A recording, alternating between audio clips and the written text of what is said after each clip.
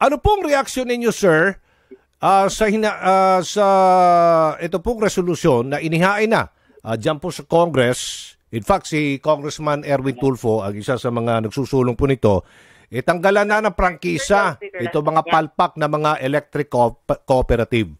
Hindi sinusunod yung anong nakasaad sa kanilang prangkisa. May brown out po doon po sa mga lugar kung saan sila nagbibigay ng serbisyo. Opo, sir. Siguro let me start with doon sa brown out sana. Hello. Go ahead po. Go ahead. There's a brownouts para ma-explain lang natin, ma-contextualize dun sa tama ang usually nakita ko sa posting doon sa Facebook yata yon is yes, sir. Hello? Apo, go ahead. Usually ang nakasabi doon is because of yung breaker, And then sinabi pa doon na almost every day. But we would like to explain that, sir, na actually they do not occur every day. Medyo exaggerated naman siguro yun, sir. Ang lagi reason na sinasabi doon pumuputok yung or nagtitrip yung breaker, di ba? Pero let's explain that further na at ma-clarify na yung tripping ng breaker po, sir, it's a consequence. It's not really the cause. There are causes behind that. Ang breaker kasi is the protection of the system. Lagi pong nandun siya talaga. Otherwise, kung hindi siya mag-break, magkakaroon tayo ng sunog, delikado. Magkakaroon ng disgrasya. So it will always be like that na ang breaker is bibigay because there's a reason behind that kung bakit bumigay siya. And those reasons, yun ang either classified into three. It would be pwedeng maging galing sa elaborating it further, pwedeng maging galing sa generation, maging galing sa transmission, maging galing sa distribution mismo, sa co-op. And then further, could be of different causes. Pwedeng human being, pwedeng sa lightning, pwedeng sa trees, pwedeng na overload, pwedeng sa equipment failure. So kung sakaling makakarinig po sana yung consumers ng tripping ng breaker, the important thing is to find out kung ano nag-cause noon po, sir. Sir, makakasama na natin, sir.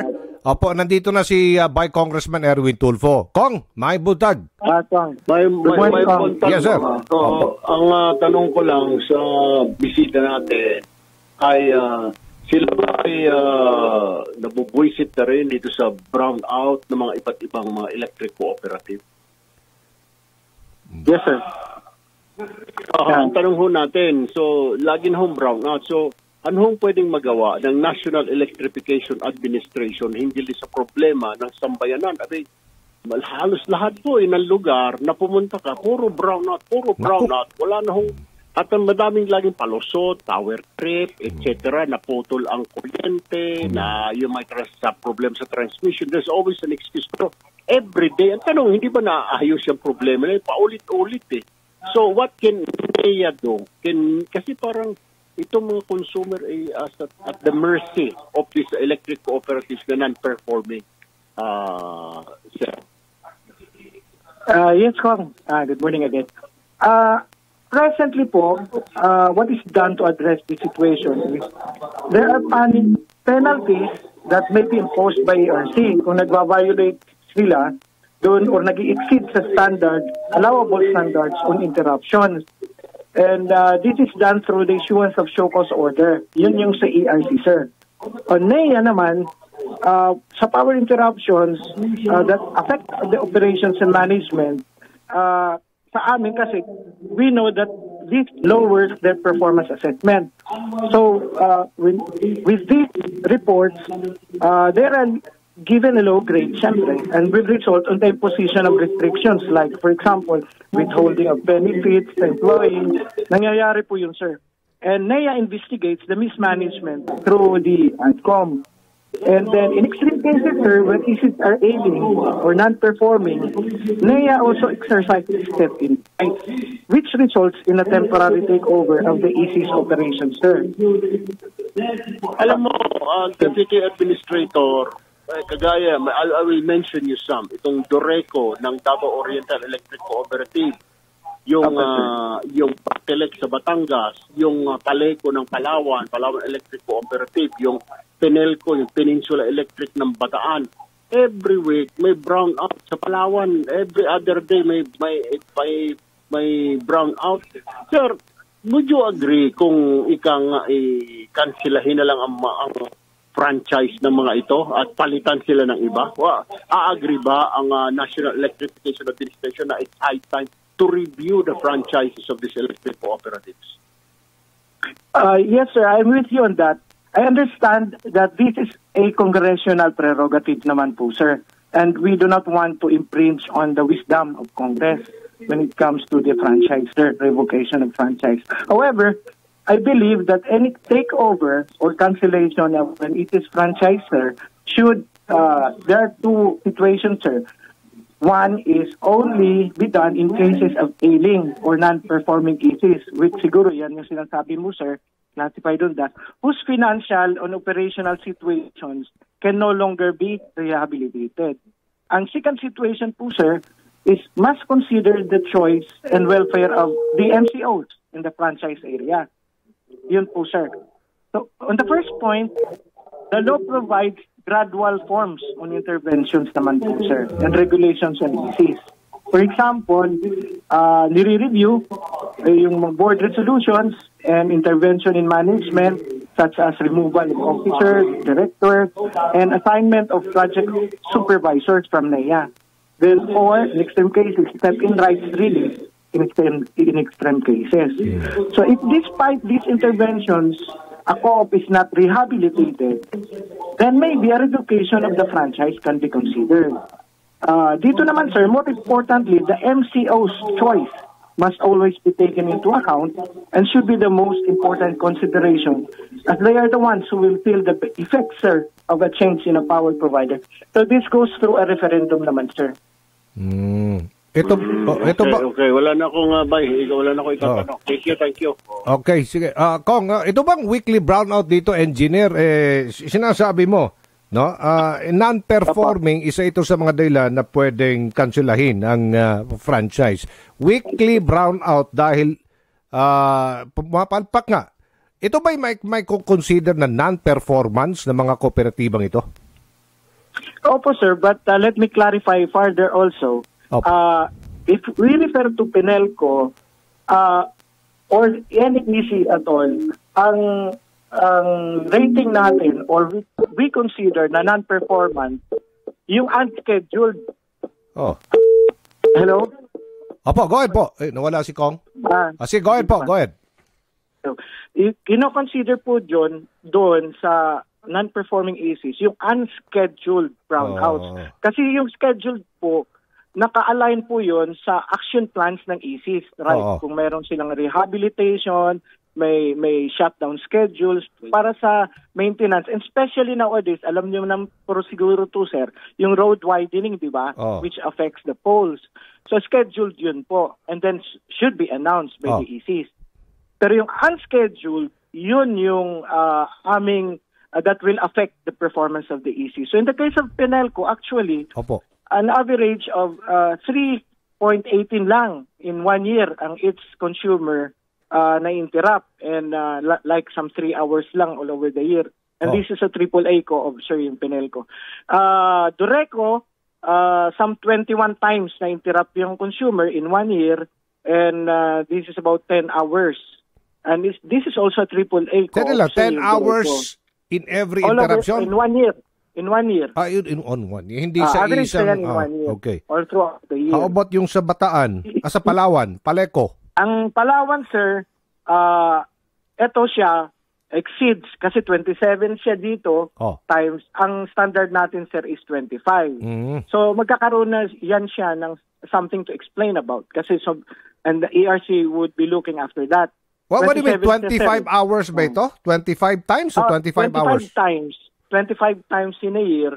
That's your our standard with ERC. Ito, threshold din nyo. Pag may violation ilang beses sa isang taon? 25? 25. Yan yung threshold. 25 times in 1 year. Paleco, allowed. Talagang Talagang may problema ang Paleco. 25 times sila, di ba? In that case. Okay. This is as reported to us. Kasi we depend on factual ito, sir. So, yung kanyang duration would be about 39 hours. Ang allowed dito is within. Kasi 45 ang allowed nito, sir. In a year. Okay. Now, if moving forward, sir, meron kaming ginagawa dito sa NEA. Ang ano lang kasi, sir, because the ECs are in the front lines when it comes to the distribution of power supply. So lagi sila yung nakikita, no, kasi sila yung indirect contact with the consumers. So kami sa NEA, to better monitor and respond to these power interruptions, meron po kaming gagawin. We established po kami this time digital dashboard command center sa NEA. Towards the end of the year, tatapusin namin in terms of reference on this and probably by first quarter of next year para kami magkaroon. This will connect all the ECs all over the Philippines and we can monitor now then real time. Okay. So kung may brownout or whatever on something and the reason behind it, we can also respond other than pero na-monitor nyo ba, engineer? Kasi sinasabi ninyo, ang rason niyan, maaring sa generation, sa transmission, o mismong yung kooperatiba na ang pumalpak. Ito bang nabanggit na mga Dureco, Paleco, mga kooperatibang binanggit ni Congressman Erwin Tulfo, talaga ba may problema yung kooperatiba, hindi naman doon sa transmission o sa generation? The cooperative itself talaga ang may problema at yung iba naman ay unscheduled. Tama o ba? Opo, may portion, admittedly sir, may portion yung cooperative na may problema. Then meron din sa transmission kasi yung transmission dyan, yung 69 kV, hindi completely looped around Paleco. That forms part nung problema na hindi kagad nakakabato nung yung tawag ito, to electrify again. Or in times na or energize again. So nakaka-affect 'yon, nakaka-affect sa kung sabihin man natin mag-interrupt, supposedly nag-energize balik agad.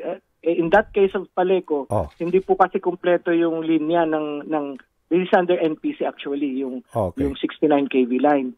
So doon nakakabit si Paleco. So that forms part. And admittedly, meron din naman sa portion ni like yung sa trees, yung sa vegetation na portion. Okay. Sa Paleco naman yun. Ito, meron tayo ditong mga netizen, no? Nagpo-post ng kanilang mga comments dito, engineer, no? Sinabi ni Oliver Inere, pag brown out sa kanila, lumalaki rin daw ang bill nila. Hindi naman malaman anong nangyayari at lumalaki ang bill. Pag madalas yung brown out, hindi naman nagagamit yung kuryente. Ganon din ang comment nitong si Good Morning Atenesa Kota Kinabalu.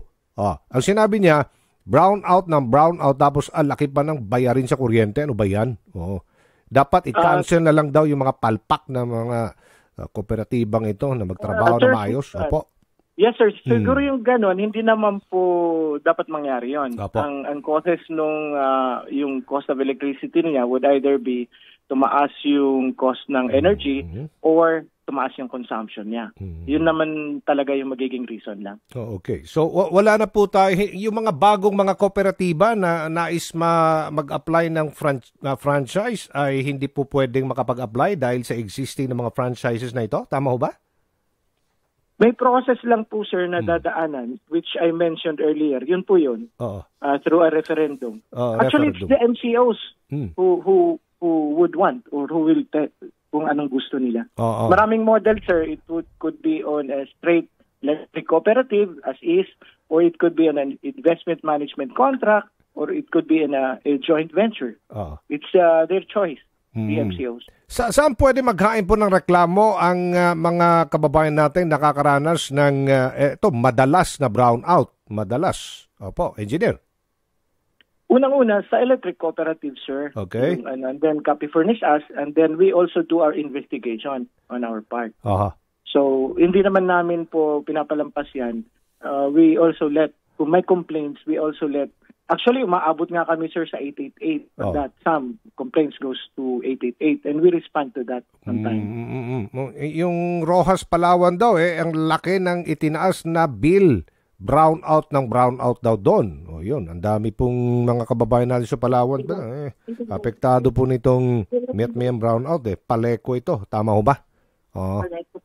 Titingnan natin yan, sir, kung ngayon lang sa amin nakarating yung specifics na kasi yan, sir. So, titingnan natin yan, sir. Yung price ng Palawan is, I think, going into CSP right now on power supply. And ito, makakababa din ito ng rates ng electric ng MCOs. And actually, yung excise tax recently, makakababa po yun ng rate ng kuryente, sir. Pati yun sa Batangas, Batelec, pakisilip din daw, sir. May mga nagrereklamo din. Paleco, Batelec 2 or 1? Dalawa po yan. Dalawa kasi, sir. Di ba, lipa ba yan? 1 and 2. 1 and 2, Batelec. 1 and 2. Sige, sir. We will go into that. Okay. So, either fortuitous event or kasalanan ng tao, may danyos perwisyo ito. Tama ho ba? Pagdating sa mga power interruption unscheduled? Unscheduled, sir. Unscheduled. Pag-scheduled, taga nakasunod yon sa work plan. Yung schedule. Pero so far... Major storm also not included. So far, itong 25 times na Metmaya brownout, yung tama ho ba, Paleco, unscheduled po ito o scheduled? Unscheduled na allowed. Up to 25 times lang. Okay. Sige. That's under ERC regulations. Okay, sige. Nakikinig natin mga kababayan ngayon, apektado pa rin. Ito pong mga Metmaya, nawawalan sila ng kuryente. Go ahead po, engineer. Ano po ang inyong maaring mensahe sa kanila? Opo, kung talagang may nangyayari po in those areas, just the same as what they're doing now, pwede naman po mag-send ng information to us or the co-op itself, copy furnished us, and we will respond to that definitely, Mr. Aljo. So, and to the consumers, sana po maintindihan nyo yung sa EC na site na ang EC kasi is just the end point of delivering ng kuryente. But before the EC, meron pa pong generation and transmission. So pagka nagpa-brownout po, ang maganda po is alamin lang kung ano yung naging cause. Kaya lagi po kasi sila makakarinig na it's the breaker breaks out kasi ganun po talaga ang design. Kasi kung wala po yun, magkakasunog tayo pag may nag-short or something in that system. So laging yun yung protection ng system. So ang aalamin yung tukuyin lang kung bakit gumagana yung breaker. Tukuyin lang. Baka talagang may problema itong mga kooperatiba. At kung pumalpak po sila, dapat tanggalan ng franchise. Tama ho ba? It's part of the process. That's one side of it. The other side is we go on rehabilitating. Kung hindi na siya na ano sa rehabilitation, that's the second portion, sir. At saka pag nakikita naman nila talagang may problema, dapat agad na mag-anunsyo o bigyan ng impormasyon na nagagaling sa mga kooperatiba ang kanilang pong mga customer. Tama ho ba, sir? Opo. Tama. I agree with you on that. It should always be announced. Whether scheduled or unscheduled, kailangan ipaalam sa consumers. Ayun. Ito hindi nasusunod dito sa mga kooperatiba ito? Nasusunod yan, sir, yung scheduled. Yung unscheduled, yun ang kailangan lang habulin nila.